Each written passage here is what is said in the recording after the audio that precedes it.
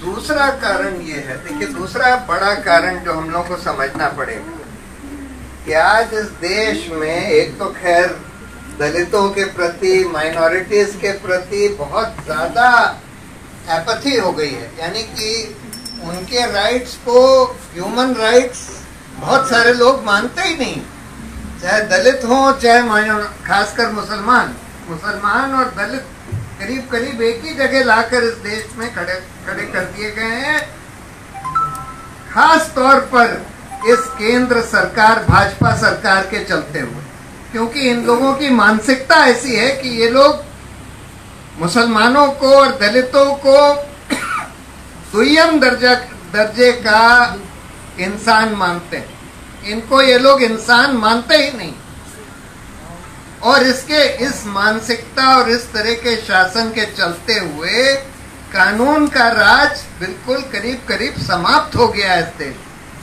यानी कि इस देश में ऐसे हालात पैदा कर दिए गए हैं कि किसी दलित को, किसी भी मुसलमान को सड़क पर कोई भी जाकर पीट दे और पुलिस वहां मूक दर्शक बन के खड़ी रहेगी, और कभी कभी पुलिस भी शामिल हो जाएगी उन लोगों को पीटने में। और दुर्भाग्य की बात यह है कि पुलिस एजेंसीज तो बिल्कुल मतलब अराजक और एकदम लॉलेस हो गई हैं, रूल ऑफ लॉ को प्रोटेक्ट करने के बजाय सबसे बड़ा खतरा बन गई हैं रूल ऑफ लॉ के लिए।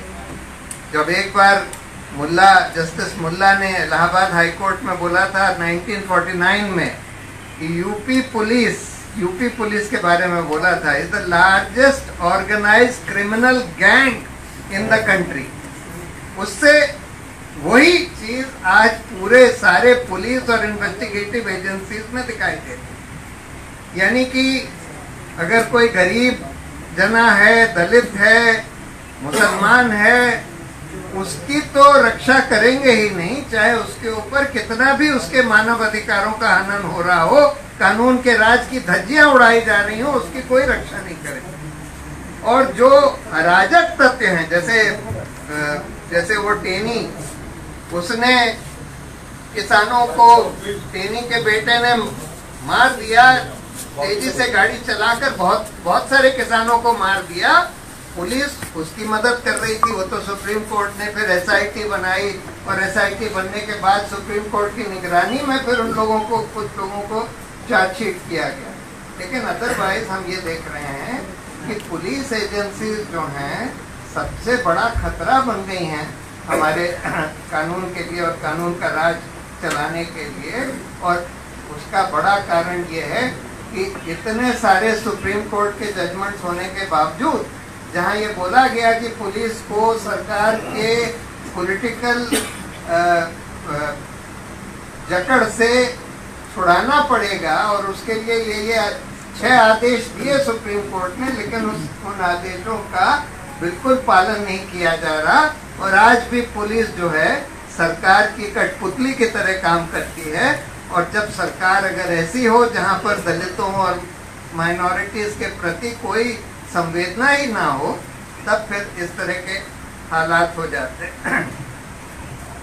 तो अब सवाल ये है कि इससे कैसे लड़ा जाए, क्या किया जा सकता। देखिए, आज न्यायपालिका, हम लोग न्यायपालिका में ये मामला ले जाएंगे, लेकिन आज हम देख रहे हैं कि न्यायपालिका भी जो लोग पिटिशन करता है, जैसे गुजरात में जाकिया जाफरी के मामले में जिन लोगों ने पिटिशन करी कि भाई इस पर एक स्वतंत्र जांच होनी चाहिए, या छत्तीसगढ़ के मामले में जिन आदिवासियों ने पिटिशन फाइल करी कि भाई इसकी एक इंडिपेंडेंट जांच होनी चाहिए कि यहाँ पर बहुत सारे आदिवासियों को सुरक्षा दलों ने मार दिया और उसकी एक स्वतंत्र जांच होनी चाहिए, उन्हीं लोगों को सुप्रीम कोर्ट ने कटघरे में खड़ा कर दिया। जो लोग पिटिशन करता थे उनको सुप्रीम कोर्ट ने कटघरे में खड़ा कर दिया।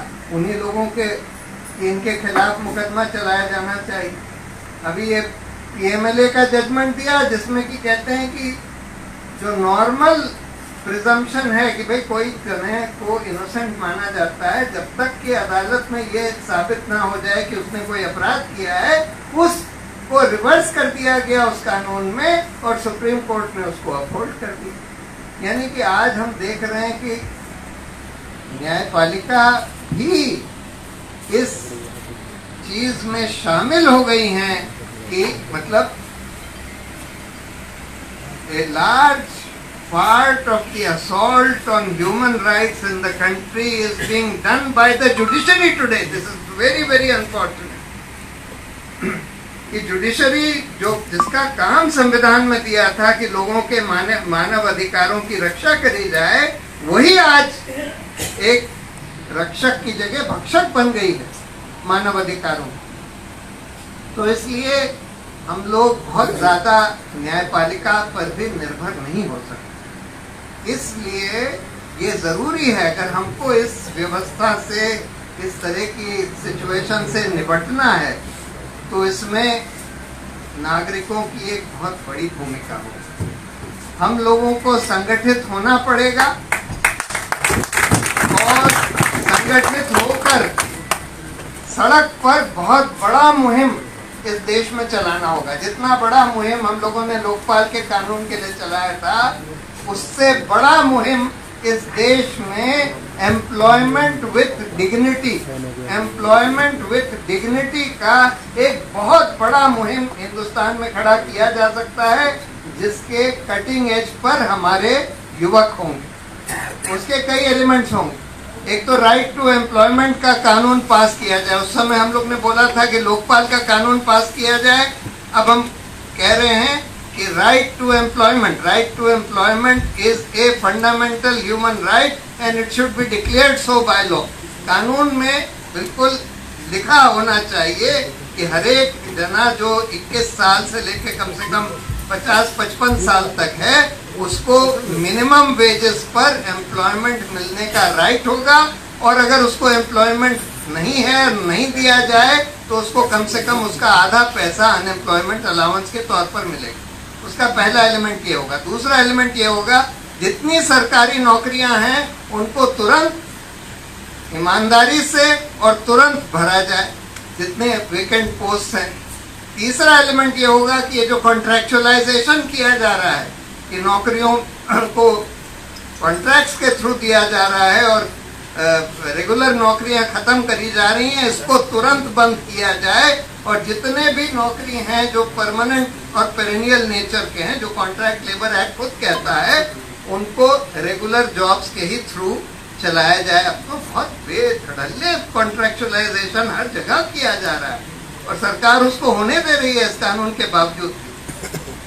चौथा एलिमेंट ये होगा कि पब्लिक सेक्टर का जो प्राइवेटाइजेशन किया जा रहा है, बिल्कुल इनडिस्क्रिमिनेट प्राइवेटाइजेशन किया जा रहा है, इसको रोका जाए। और जो डिग्निटी है नौकरियों की, खासकर ये सब जो मैनुअल स्कैवेंजिंग वगैरह है, इसको बिल्कुल तुरंत खत्म किया जाए। इस तरह का मुझे लगता है हिंदुस्तान में आज समय आ गया है कि इस पर एक बहुत बड़ा अभियान, बहुत बड़ा मूवमेंट खड़ा किया जा सकता है। और हम लोगों को सबको एकजुट होकर, संगठित होकर, एकजुट होकर उस मुहिम में जुटना पड़ेगा। तब हम इस व्यवस्था को शायद बदल पाए। बहुत बहुत धन्यवाद।